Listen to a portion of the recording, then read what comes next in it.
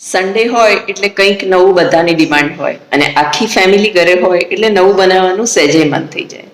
આજની રેસીપી મોટા અને નાના બંનેને ખૂબ ગમે છે, કેમ કે બંને અલગ રીતે ખાય છે. તો ચાલો જોઈ લઈએ મારા કિચનમાં. હા, આજના વિડીયોમાં હું સરસ શબ્દ કેટલી વાર બોલીશું મને ચોક્કસ કહેજો.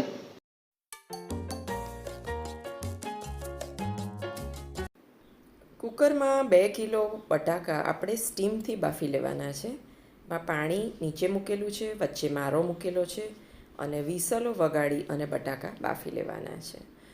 બટાકા સરસ રીતે બફાઈ જાય ત્યાં સુધી આપણે તેનો વઘાર જોઈ લઈએ.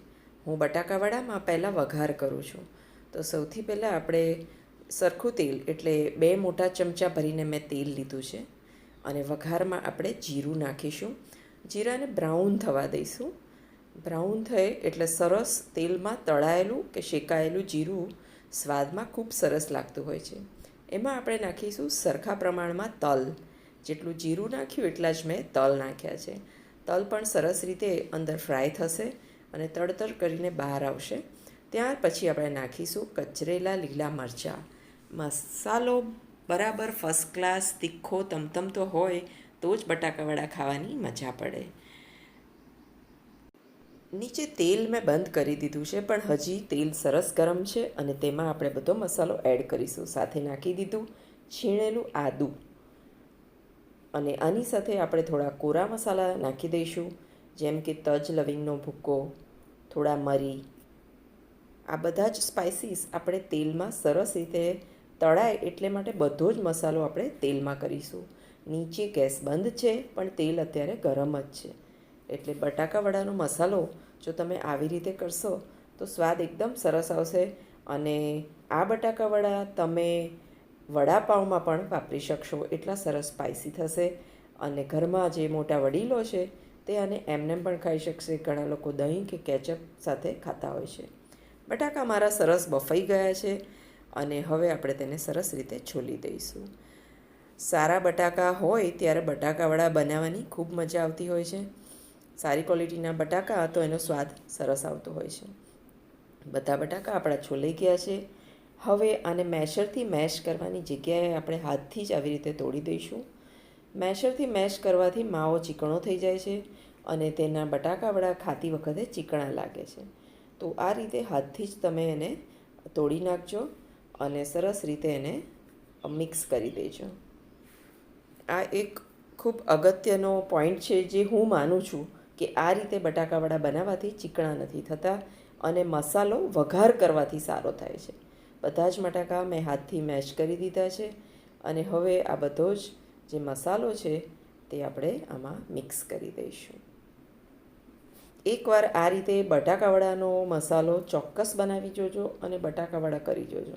એમાંય બટાકાવડા બધાને ભાવતા જ હોય છે, તો એકવાર મારી રેસીપી ટ્રાય. તમે જોયું મેં થોડુંક આદું વઘારમાં નાખ્યું હતું અને થોડું આદું હું એમનેમ કોરું છીણીને આમાં નાખી રહી છું. કેટલું વઘારમાં નાખવાનું, કેટલું કોરું નાખવાનું એ બધું ડિસ્ક્રિપ્શન બોક્સમાં આપી દઉં છું, જેથી તમને પરફેક્ટ બટાકાવડાની રેસીપી મળે. કાપેલા લીલા ધાણા ધોયેલા અને સૂકવેલા સરસ રીતે એમાં આપણે મિક્સ કરી દઈશું. અહીં ખટાશમાં મેં 1 લીંબુનો રસ લીધો છે અને બીજું હું આમચૂર પાવડર લઈશ. આ બંનેની ખટાશ અલગ અલગ હોય છે અને તેનો સ્વાદ અલગ આવતો હોય છે, એટલે આ બંને જ ખટાશ નાખવાની. ગળ્યું પસંદ હોય તો અત્યારે તમે 2 ચમચી ખાંડ અહીંયા નાખી શકો છો. મારા મસાલામાં હું ખાંડ નાખતી નથી, તેથી હું સ્કીપ કરું છું. ઘણા લોકોને બટાકાવડામાં થોડું ગળપણ પસંદ હોય છે, તો લીંબુની ખટાશના ભારોભાર તેમને ખાંડ નાખવાની રહેશે. હવે આપણો મસાલો સરસ થઈ ગયો છે. થોડોક મેં ટેસ્ટ પણ કરી જોયો અને હવે તેના આપણે નાના નાના બટાકાવડાના સાઇઝના ગોળા વારી દઈશું. તો આવી રીતનું તમારે એના ગોળ ગોળ ગોળા બધા વારી લેવાના. ચાલો હવે આપણે બેસન જોઈ લઈએ કે બેસન કેટલું જોઈશે. 2 કિલો બટાકા મેં બાફ્યા છે એટલે 600થી 700 ગ્રામ બેસન ચોક્કસ પલાળવું પડશે. તો આ બેસન આપણે પલાળીશું અને તે પણ પાણીમાં. બેસનમાં હું નાખીશ મીઠું, થોડું હળદર, થોડું લાલ મરચું અને થોડું તેલ. તેલ થોડાક 2 ચમચા જેવું હું નાખીશ, જેથી બેસન થોડુંક લીસું થાય અને બટાકા ઉપર સરસ એનો કોટિંગ થઈ જાય. તો બેસન આપણું આવી રીતનું તૈયાર કરીશું અને તેને સરસ આપણે થીક રાખીશું. આ ખીરું બનાવતી વખતે મેં આમાં બિલકુલ સોડા નાખ્યો નથી. આની પહેલાં પણ મેં 2-3 વિડીયોમાં શેર કર્યું છે. ગમે ત્યારે કોઈ પણ ખીરું પલાળો તેને સરસ રીતે લાંબા સમય સુધી તેને હલાવશો એટલે તેમાં હવા ભરાશે અને તે હલકું પડી જશે.